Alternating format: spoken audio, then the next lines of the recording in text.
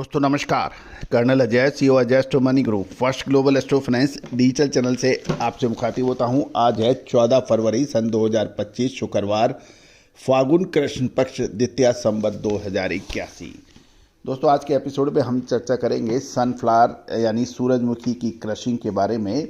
गौरतलब है कि रशिया, यूरोपियन और यूक्रेन सूरजमुखी तेल और सूरजमुखी उत्पादन में प्रमुख देश माने जाते हैं। वहाँ पर जनवरी से मार्च के बीच में क्रशिंग की कुछ रिपोर्ट कमजोर की बताई जा रही है। साथ साथ अंतर्राष्ट्रीय बाजारों में सनफ्लावर ऑयल यानी सूरजमुखी तेल की मजबूती दर्ज हो रही है। आइए जानते हैं पूरी रिपोर्ट विस्तार से। दोस्तों आप हमारे चैनल पर नए हैं, पहली बार आए हैं और अभी तक सब्सक्राइब नहीं किया है तो चैनल पसंद आए तो सब्सक्राइब अवश्य कीजिएगा। खबर निकल के आ रही है कि भारत में सनफ्लावर एक्सपेलर के दाम और सूरजमुखी तेल रिफाइंड के दाम मजबूती से ट्रेड कर रहे हैं। चेन्नई में ये 1310 रुपये प्रति 10 किलो, लातूर में 1330, लातूर, हैदराबाद और मुंबई में 1330 रुपये प्रति 10 किलोग्राम के भाव बताए जा रहे हैं। जबकि सनफ्लावर ऑयल रिफाइंड के भाव चेन्नई में 1365, काकीनाडा में 1360, लातूर 1380 और मुंबई में 410 के भाव हैं। हैदराबाद में 1360 के भाव बताए जा रहे हैं प्रति 10 किलो। साथ साथ अब हम यदि अंतर्राष्ट्रीय बाजारों की तरफ नज़र करें, रूस में सूरजमुखी के बीज की क्रशिंग लगातार तेज गति से घट रही है, जिससे सूरजमुखी तेल की कीमतों में अंतर्राष्ट्रीय बाजारों में तेजी का रुख देखा गया था। गौरतलब है कि अमेरिकी सोयाबीन निर्यात में गिरावट के कारण शिकागो सोया कॉम्प्लेक्स में मंदी आई और मलेशिया पाम तेल के वायदे में भी गिरावट देखी गई। ये था दूसरे खाद्य तेलों की खबर। रूस में सूरजमुखी बीज की क्रशिंग जनवरी से मार्च के बीच लगभग 10% कम होने की उम्मीद लगाई जा रही है और इसी कारण सूरजमुखी तेल की कीमतों में अंतर्राष्ट्रीय बाजारों में वृद्धि होने के समाचार हैं। गौरतलब है कि रूस के अलावा यूरोपियन देश और यूक्रेन में भी सूरजमुखी के बीजों की क्रशिंग में गिरावट देखने को मिली और बीजों की क्रशिंग में गिरावट की वजह से रूस द्वारा सूरजमुखी के बीज के निर्यात पर कर बढ़ाए जाने के कारण निर्यात में कमी के कारण सूरजमुखी के बीज का स्टॉक बढ़ गया, जिससे रूस में स्थानीय बाजारों में कीमतें गिरावट देखी गई, जिससे क्रशिंग मार्जिन कम हो गया और सूरजमुखी बीजों की क्रशिंग तेजी से कम हुई।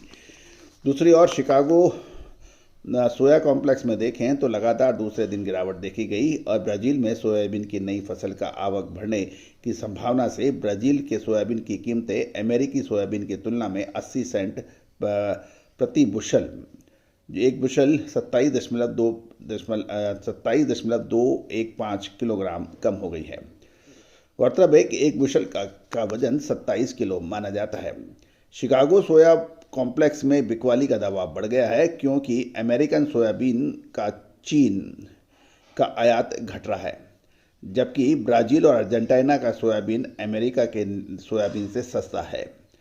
गौरतलब है कि सोयाबीन के उत्पादन में अमेरिका, ब्राज़ील और अर्जेंटीना 3 प्रमुख राष्ट्र माने जाते हैं और अर्जेंटीना और ब्राज़ील का सोयाबीन की कीमतें अमेरिकन बाज़ारों से सस्ते हैं।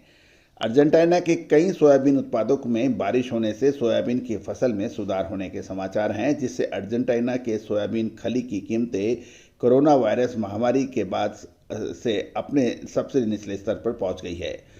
अर्जेंटीना में पिछले 1.5 महीने से इनसफिशिएंट रेन्स यानी अपर्याप्त बरसात के कारण सोयाबीन की फसलें खराब होने के समाचार थे, जिससे पैदावार की गिरावट का अनुमान लगाया था और सोयाबीन की फसल पर इसका असर पड़ा था।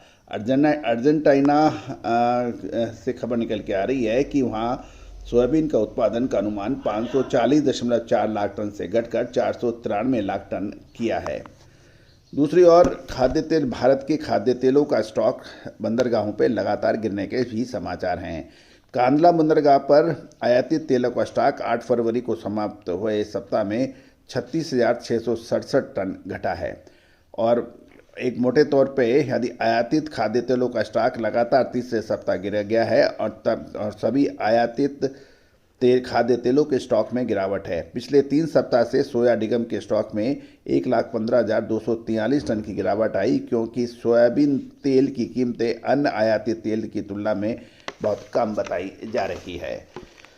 दोस्तों खाद्य तेलों पर तेजी और मंदी की बाज़ारों की खबरें हम आपको लगातार देते हैं। साथ साथ हमारा अग्रिम विशेष विश्लेषण के लिए आप संपर्क कर सकते हैं। हमारा साप्ताहिक अखबार के लिए भी आप संपर्क कर सकते हैं। नंबर स्क्रीन पे दिए हुए हैं। All the very best, good luck, happy trading.